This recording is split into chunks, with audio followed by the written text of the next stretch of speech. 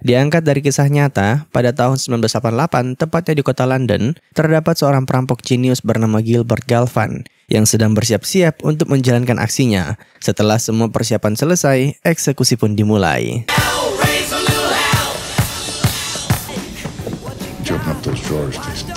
Seperti yang kita lihat, dalam menjalankan aksinya, Gilbert tak perlu bersusah payah. Cukup dengan riasan sederhana, ia mampu menyamarkan identitasnya. Kocaknya lagi, tanpa harus koar-koar, si penjaga bank langsung nurut ketika diminta untuk menyerahkan semua uang di lacinya.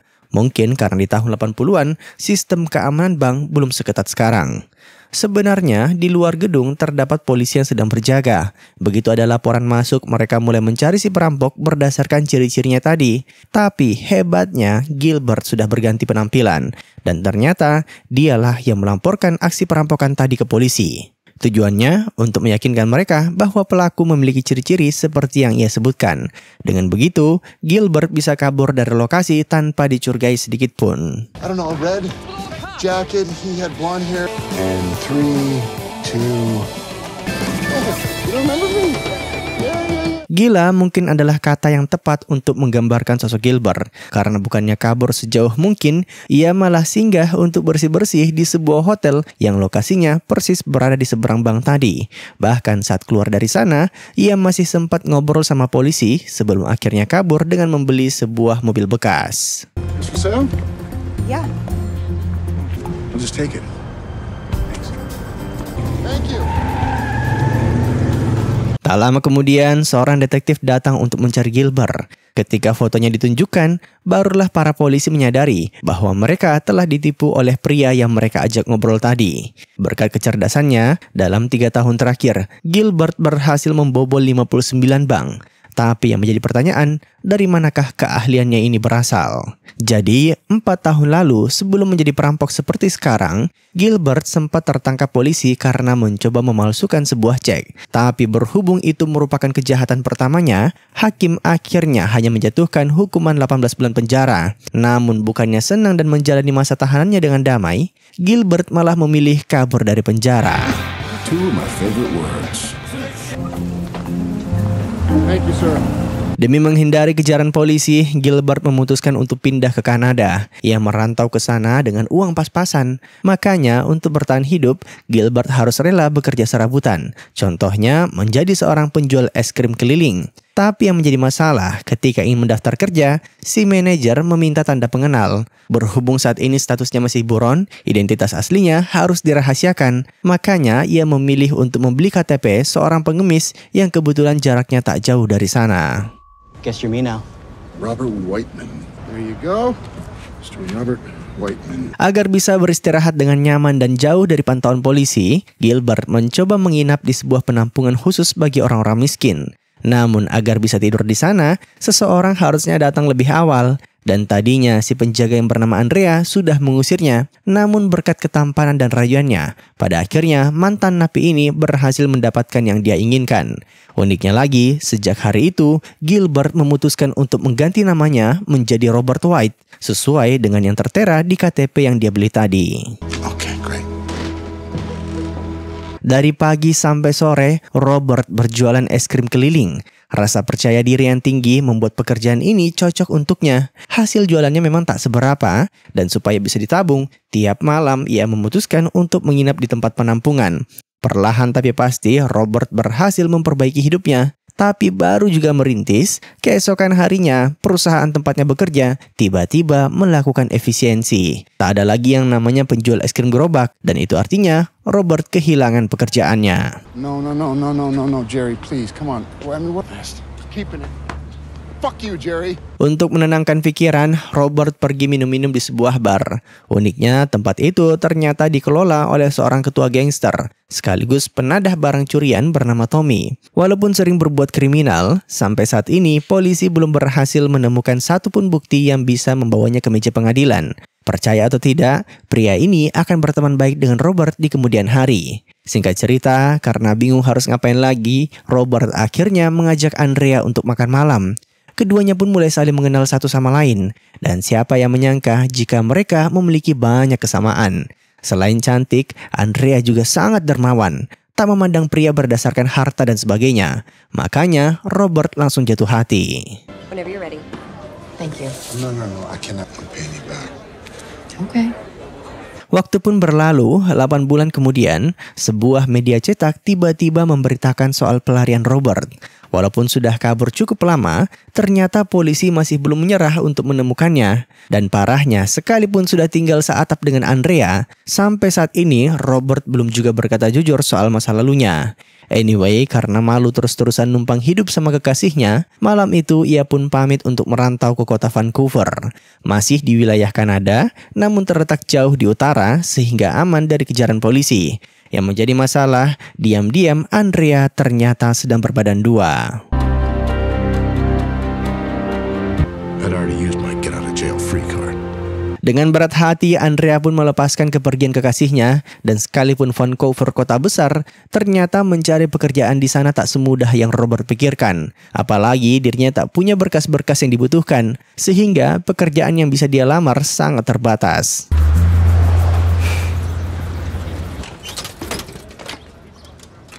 Untuk menghibur diri, Robert mencoba menelpon kekasihnya, sekedar basa-basi nanya kabar. Namun siapa yang menyangka, saat itu juga Andrea mengabarkan soal kehamilannya.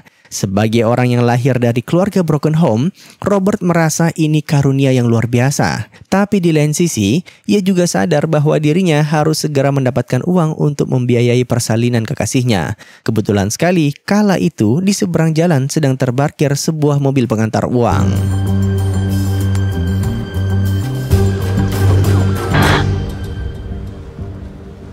Berdasarkan imajinasinya, Robert tadinya ingin merampok mobil pengantar uang, tapi ia sadar bahwa aksi itu terlalu beresiko dan memilih cara lain. Mula-mula ia mencari tahu ada berapa banyak pegawai serta CCTV yang berjaga di bank tersebut. Begitu semua data sudah digenggam, Robert kemudian mampir ke sebuah toko kostum. Walaupun tak punya uang, untungnya si pemilik toko bersedia untuk meminjamkan baju yang dibutuhkan. Dan siapa yang menyangka penampilan barunya akan berhasil menipu semua orang. Hi, Bill Bonney, Institution Security. Model percaya diri dan riasan sederhana, Robert berhasil meyakinkan orang-orang bahwa dia dari Departemen Keamanan Nasional. Alhasil dengan senang hati, sang manajer bank pun membocorkan fakta bahwa jika terjadi perampokan, pihak bank akan menuruti semua tuntutan perampok. Ternyata SOP-nya memang selemah itu. Nah, jika pegawai bank dijamin tak akan melawan, kini Robert hanya perlu menyingkirkan bagian keamanannya. Caranya mudah, ia masuk ke ruang CCTV dan diam-diam mencuri identitas dari setiap penjaga. Kebetulan di sana cuma ada 2 orang. Robert kemudian menghubungi salah satunya dan mengatakan kalau shiftnya diganti oleh temannya. Alhasil, keesokan harinya tak satupun pengamanan yang akan berjaga di bank tersebut. Spoke with the boss and he said that they are cutting back shifts. Blah. Untuk menyempurnakan penyamarannya, Robert juga mengikuti semacam kelas rias Hollywood. Di sanalah ia belajar cara membuat hidung palsu dan sebagainya. Begitu semua persiapan selesai, waktunya eksekusi. Kocaknya, karena keterbatasan dana, ada beberapa hal yang Robert mesti palsukan. Contohnya, senjata di sakunya yang ternyata cuma sebuah roti. You'll be safe then, if you're cool now. Walaupun masih amatir, perampokan Robert benar-benar berjalan mulus. Si teller bank mengikuti semua instruksi yang diberikan, bahkan dengan baik hati memperingatkan ketika make up-nya mulai luntur. Dari sana, Robert bergegas kembali ke toko kostum untuk mengembalikan semua pakaian yang dipinjam, sekaligus menghitung hasil dari perampokan tadi.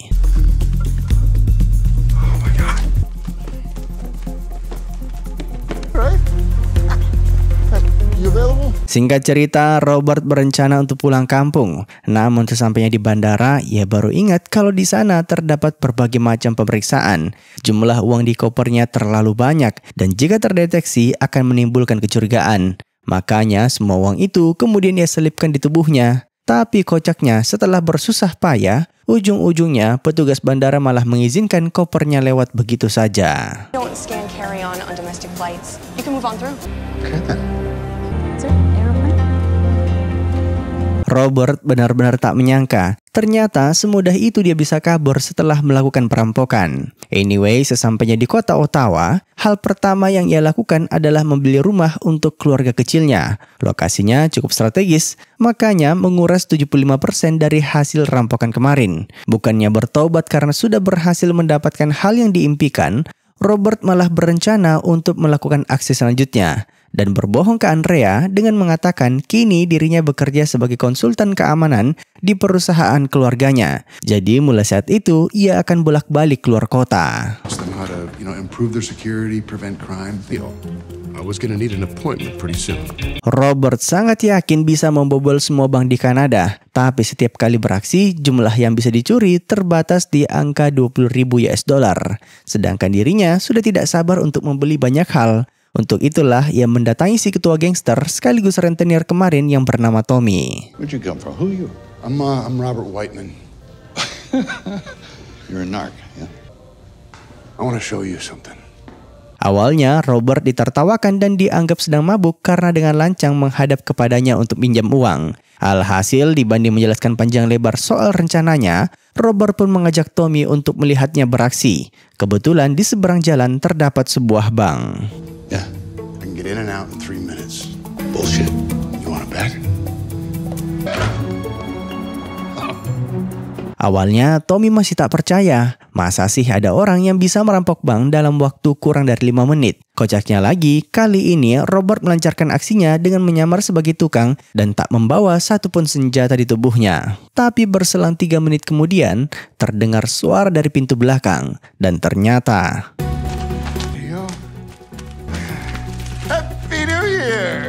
ini pertama kalinya Tommy melihat seorang perampok yang sangat jenius. Semua keraguan di hatinya langsung luntur. Dan sejak saat itu mereka pun sepakat untuk bekerja sama.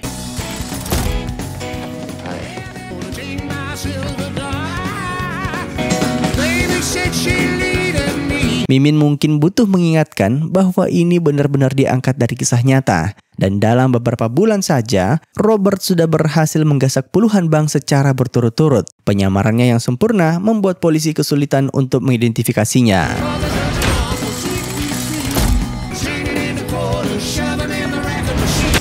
Thank you, Mrs. Claus. Saking seringnya terbang keluar kota, ia sampai diberikan pelayanan khusus oleh maskapai langganannya. Dan lucunya, sejauh ini kekasihnya tak menaruh curiga sama sekali. Padahal rumah mereka mulai dipenuhi dengan barang-barang mewah. Di saat yang sama, Tommy terlihat sangat puas dengan kerjasama bisnis mereka. Cukup dengan duduk-duduk di markas, setiap bulannya Robert akan datang membawakannya koper penuh uang. Tapi siapa yang menyangka kesuksesan ini menimbulkan kecemburuan. Dan itu datang dari anak buah Tommy yang bernama Dave. Want to count this? Is he okay? Dave's a little overprotective. Anyway, merampok bank memang menguntungkan. Tapi menurut Tommy ada tempat yang lebih menguntungkan lagi. Yaitu jika Robert bersedia untuk merampok sebuah toko perhiasan. Ini hanya sekedar saran bagi Robert karena kebetulan ia sempat bilang ingin pensiun setelah berhasil mengumpulkan uang pensiunnya. Jewelry's like taken from the little guy. Bank is an institution. You do one job like that right, you can retire. Di lain sisi, sekalipun sudah merampok puluhan bank, sampai saat ini belum ada satupun polisi yang benar-benar niat untuk menangkap Robert. Mungkin itu karena dia selalu beraksi di berbagai kota yang berbeda. Sebaliknya, polisi malah berusaha mati-matian untuk menangkap Tommy. Soalnya sudah menjadi rahasia umum jika dia sering menadah barang curian dari berbagai kota di Kanada. Detektif Sydney sampai mendirikan proyek khusus untuk membongkar jaringan bisnisnya. Fact is, Project Cafe is your number one priority. Who exactly are we trying to call her, sir? Tommy K. Person, perp, and prostitute that goes in and out of that place. Polisi mulai menyelidiki setiap orang yang biasa bertemu dengan Tommy. Dan disinilah mereka akhirnya menemukan sosok Robert. What do we have on that? Got something to do with all these bank jobs going down, because it's no coincidence. Beberapa waktu kemudian akhirnya Andrea mulai sadar kalau selama ini Robert telah berbohong. Lagi pula jumlah uang di berangkas mereka sudah tak masuk akal. Karena tertangkap basah, akhirnya Robert pun terpaksa mengatakan yang sejujurnya.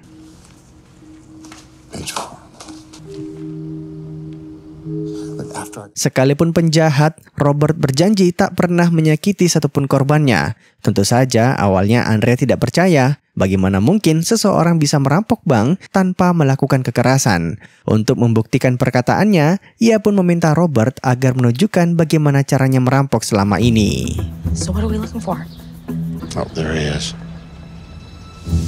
Ternyata Robert selalu merencanakan aksi perampokannya dengan sangat matang. Menurutnya, setiap sistem keamanan punya celah. Contohnya, bank yang lokasinya tak jauh dari rumah mereka ini. Security yang berjaga di depan pintu sering menggoda wanita yang lewat, dan hal itulah yang Robert ingin manfaatkan.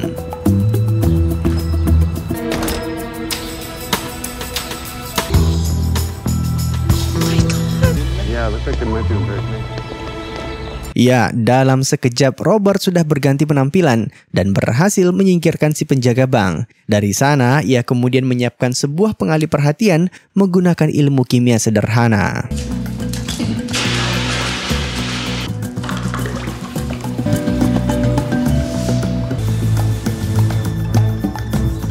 Semua orang panik ketika melihat kepulan asap, dan tak lama kemudian damkar pun tiba di lokasi. Tapi uniknya, kita bisa melihat Robert sudah kembali berganti pakaian. Bahkan awalnya, Andrea tak menyangka jika itu adalah kekasihnya.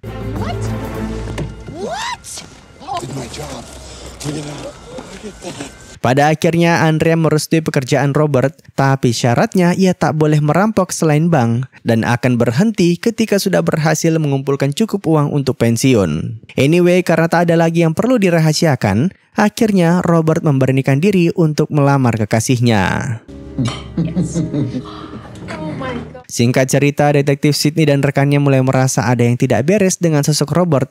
Soalnya setiap kali bertemu Tommy, ia selalu memakai kendaraan yang sama seperti yang digunakan oleh anak buahnya yang satu lagi. Karena penasaran, sang detektif pun ngotot untuk ikut masuk ke dalam. Kebetulan, kala itu Robert sedang di kamar mandi. Tapi betapa terkejutnya, begitu ia menyadari kalau dua orang yang mereka selidiki selama ini ternyata adalah orang yang sama.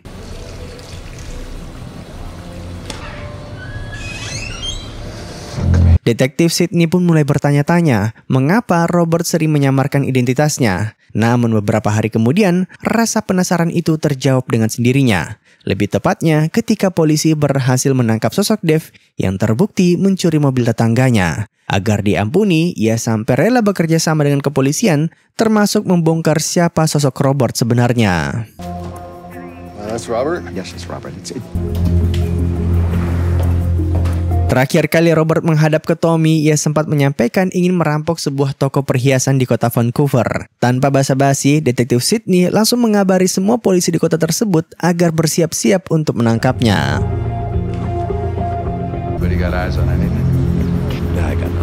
Dalam menjalankan aksinya, kali ini Robert tak sendirian. Ia ditemani oleh salah satu anak buah Tommy yang bernama Bishop. Sebenarnya Robert lebih senang bekerja sendirian, tapi karena Tommy ngotot menawarkan bantuan, pada akhirnya ia pun terpaksa mengajaknya. Padahal bocah ini benar-benar tak bisa diharap karena sering mengkonsumsi narkoba.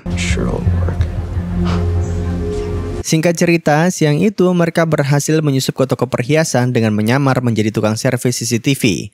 Begitu ada kesempatan, aksi penjarahan pun dimulai. Get on the ground. Get the fuck on the ground. Toko perhiasan tersebut kebetulan berada di seberang bank, yang saat ini detektif Sydney sedang pantau. Kala itu, si pemilik toko terlihat sedang cekcok dengan tukar antar tanaman, karena tiba-tiba tokonya dapat banyak kiriman fiktif. Di sini ia pun mulai curiga, tapi begitu akan mendekat, tiba-tiba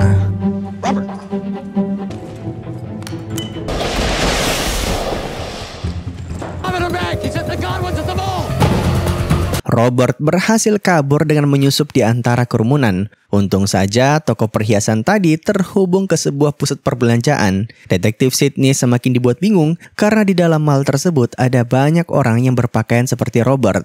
Makanya ia terpaksa mengaktifkan alarm darurat.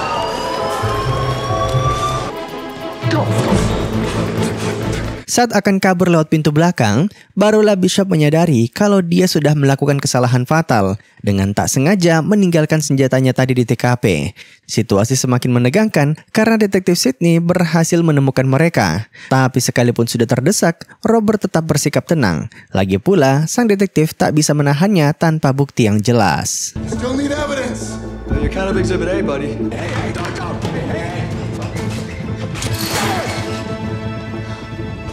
Sebelum pulang ke rumah, Robert sudah mewanti-wanti istrinya agar mengemas semua barang-barang mereka. Namun sesaat sebelum kabur keluar kota, perut Andrea tiba-tiba mules, menandakan waktu persalinan telah tiba. Relax, relax, relax. You relax! Robert! Robert, woman up! Robert akhirnya resmi menjadi seorang ayah. Tapi yang menjadi pertanyaan, bagaimana nasibnya ke depan? Bukankah saat ini polisi sudah berhasil mengetahui rahasianya?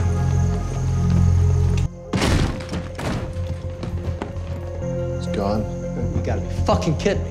Ternyata di tengah persalinan tadi, diam-diam Robert sudah menyuruh seseorang untuk mengosongkan rumahnya. Alhasil, polisi tak berhasil menemukan bukti apapun. Tak sampai sana, demi menghindari kejaran kepolisian, Robert bahkan mengajak keluarga kecilnya pindah keluar kota. Dan singkat cerita, 18 bulan kemudian, Robert menghabiskan waktunya untuk merawat anak. Kehidupan yang begitu damai bagi seorang mantan perampok. Namun di suatu siang, tiba-tiba Tommy datang berkunjung. Hey, thanks. You got it. Awalnya Robert mengira Tommy datang karena ada maunya. Tapi ternyata sebaliknya. Malahan ia datang untuk berbincang santai sekaligus menyampaikan beberapa nasihat penting. Pada intinya, seseorang yang terbiasa hidup dalam kenyamanan akan merasa menderita ketika masa sempit datang. Dan hal itu bisa terjadi pada Robert. Jika saat itu tiba, Tommy hanya berpesan agar dirinya tak gegabah dan jangan sampai kembali ke profesi lamanya. Karena semua yang dia raih selama ini bisa hancur seketika. See, once you know what it's like to have something, well then you gotta have more. Hate to see you get mauled. Dan benar saja nasihat Tommy menjadi kenyataan. Perlahan tapi pasti tabungan Robert mulai menipis. Inilah yang terjadi ketika seseorang tak pernah belajar cara mengelola keuangan. Rasa khawatir mulai menghantui pikirannya. Apalagi anaknya masih kecil. Andrea sudah sempat mewanti-wanti kalau mereka masih bisa mencoba buka usaha dan sebagainya. Namun karena terbiasa mendapatkan apapun dengan cara yang instan, pada akhirnya Robert diam-diam kabur dari rumah untuk kembali merampok.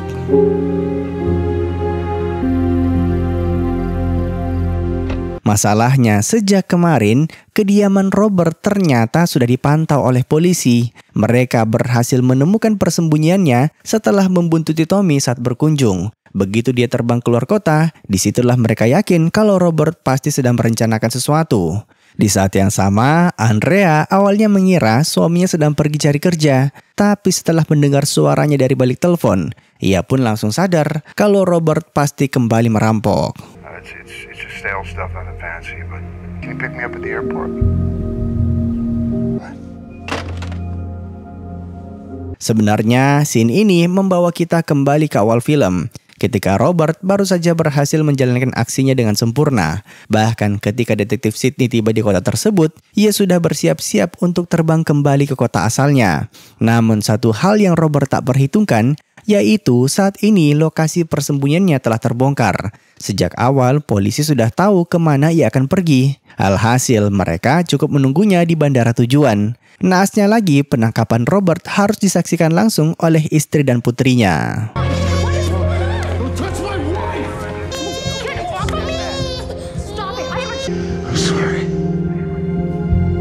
Begitu Robert berhasil diamankan, detektif Sidney langsung mendatangi Tommy untuk melakukan penggeledahan. Polisi sepertinya sudah tidak sabar ingin membongkar hubungan bisnis mereka di masa lalu.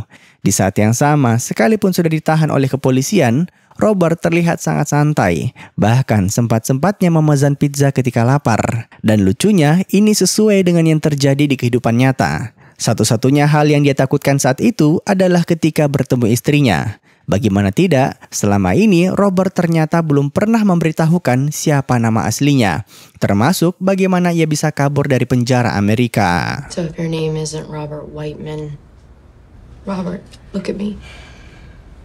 Istri mana yang tidak kecewa setelah bertahun-tahun dibohongi? Bahkan tadinya Andrea berpikir jangan-jangan Robert menikahinya sekedar untuk menyempurnakan penyamarannya. Dan pada akhirnya Robert tak bisa berucap apa-apa kecuali mengatakan kata maaf.